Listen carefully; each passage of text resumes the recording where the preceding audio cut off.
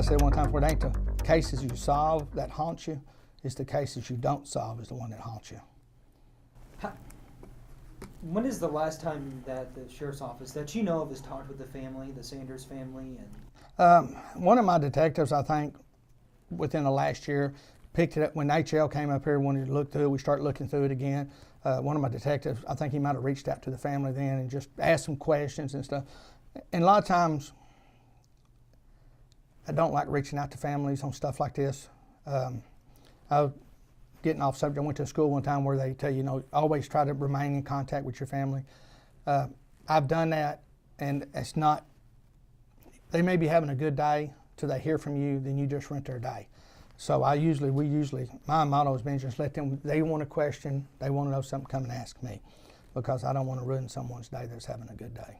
For sure. So H.L. Phillips has been keeping this on your mind. I mean, he Yes. came up here very soon after you Yes, took as off. soon as I took office, he came up here.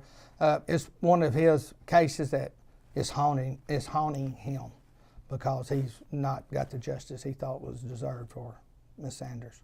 He's still working on it. Yes. Do you think anything can be done? I personally, talking with the prosecutor's office and attorneys, nothing. They beat it right here, but they won't beat it when they, meet their maker. They will pay for their sins they committed. So, that's something that it's good to know that, they might get away from it here, but they won't get away from it once they meet Jesus. What do you say as like a law enforcement leader to the Sanders family who's 30 plus years with no justice? What do you tell them? Just, they're in my prayers, and just always remember they can't beat Jesus or God's judgment. They will have to stand and face that one. Do you think, what kind of evidence do you guys have in this case? There is boxes and boxes of evidence in this case. The old reports, of course, you're talking about over 30 years ago, a lot of stuff is being not stored properly, so therefore it wouldn't be able to go. Once it went to trial, then once the other one went to trial, they dropped it. Then the evidence wasn't kept like it should have been kept, or would have been kept, because they knew at that point they couldn't prosecute nobody on it, or them. That was a smart move?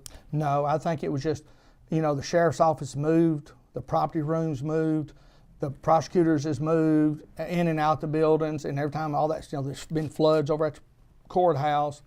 The sheriff's office back then was at the courthouse, and they came over here, and and not to point blame or say anything like that. Every time a new sheriff came in, or every time something's come up, then someone's getting evidence out. Somebody's going through the evidence and is looking at it. So the integrity of the evidence, as far as DNA and stuff like that, which they didn't have back then, which you could possibly have now. Arkansas City Captain Seward, who just solved the murder of the children that was over there, just based off of DNA that they was able to find. In this case right here, the DNA is going to show who did it, and you can't prosecute them, I'm assuming. So. But you don't have anything that can. No, there's nothing. I've talked to people about that. That's my predecessors and stuff. They've looked at it, and the lab won't touch it. None of the crime labs won't do it because it's not been the chain. Everything has to have a chain of custody with stuff, and the chain of custody is not secure on that. Just tampered with. Not tampered. Right word. Yeah. Okay. Just touched. Too many hands has looked at it through the years. Have you dealt with a lot of cold cases, I'm assuming? I've dealt with a few, yes. How is it working on them, and how daunting of a task can that be? Very hard. 30 years, a lot of these people that was alive back then is not alive. A lot of stories gets told. It's the rumor mill, like the rumor mill is now. Imagine a rumor mill on a murder, how many people has heard something and how it's got turned around. And you have to talk to a lot of people, and everybody has their opinion who did it. And so, you know the Falk area pretty well. Yes, sir. How big of a case was that? This was a major case. Anytime you have a murder, homicide, it's a major case, and none of them is more important than the other one. Whether you're rich, poor, white or black, all homicide cases are important. So to say this one's more important than another one, you can't really say. But what separates this one sometimes from the other one, this was an innocent victim. She was a young lady that was innocent versus someone that's, you know, in the criminal world of selling drugs or something like that. This one, you know, people start looking at, well, this could have been my daughter or your daughter. Well, not yours, you're too young, but his daughter. You know, this could have been one of our children that end up talking to the wrong people or at the wrong place at the wrong time. Going back to the evidence issue, have there been best practices implemented to kind of mitigate issues with evidence? Yes, the evidence, chain of custody, chain of command, and all that stuff has changed over the years. You know, you're talking about, like, say, 30 years ago. You know, we learn from our mistakes.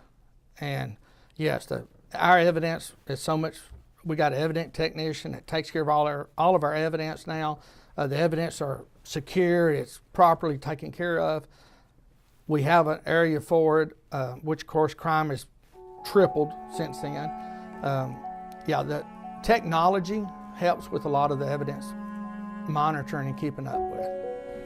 Do you know what kind of evidence you have in the case off the top of your head? None that I can discuss.